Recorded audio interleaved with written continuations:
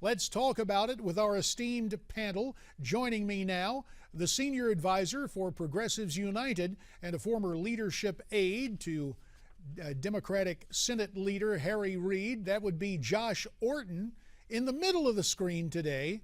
And over there on, I guess we would call it screen right by my reckoning, altogether appropriate, Republican strategist Ford O'Connell, Skyping in from Washington, D.C. So, gents, to you both, welcome back to our program. And Josh, let's begin with you. Is the issue of gay marriage going to be brought into play here in the final month of these tough midterm Senate races for so many Democrats? Well, as little as I'd like to do this, I'd actually refer to what Scott Walker said when the Supreme Court declined to take up this issue, at least in our circuit, and he said that it's basically over for opponents of same-sex marriage in Wisconsin. They realize the GOP realizes that they're at the end of the road here, and I think, frankly, they realize that popular opinion has turned against them very, very strongly. This has become a generational issue.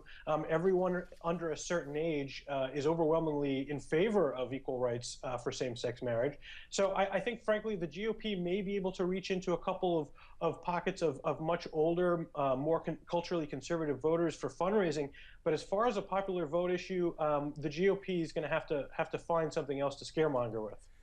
Ford, for your part, you have appeared on Newsmax TV saying on another issue, you said the GOP should stop talking about birth control unless they're for it. Is gay marriage another social issue that Republicans just should not talk about? Well, I think social issues gay marriage is going to play a bigger issue in 2016 for the Republican presidential nominees. But don't fool yourself, JD. Democrats don't take a moral stand, basically, without checking every poll twice. And what they figured out is the same thing that Republicans have figured out. In certain purple states like Colorado and Wisconsin, we're going to have to let the candidates do what's in the best interest of their constituency.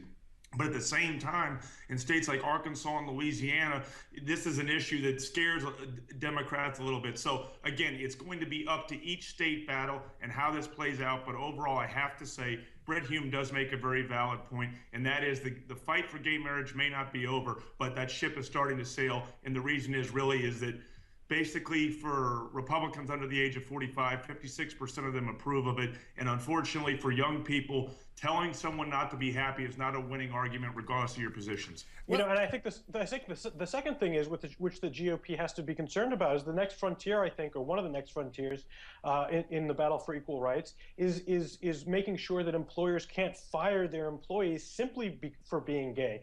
And I think that just a few years ago we saw the GOP try and use this hateful issue as a referendum position to drive out votes in different states. And I think if the GOP is not careful with their positions here in the following couple years, we may see the opposite of that when it comes to employment discrimination on the side of equal rights. It's interesting because, Josh, you were just basically taking a bipartisan tack, and now you're suggesting something immoral to something you just described as amoral.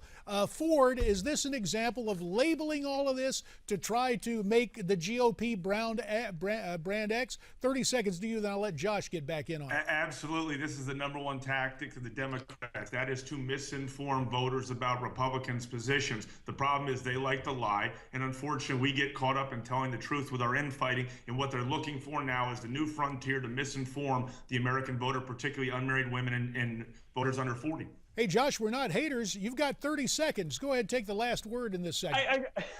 I guess I've missed where the controversy came. I think that it's inarguable that in many states people can still be fired simply for being gay. I think that the next generations of Americans are overwhelmingly against that. I think it's a clear question of equal rights, and I think that it's going to be a question that's litigated in public. Tell you what, gentlemen, we will continue.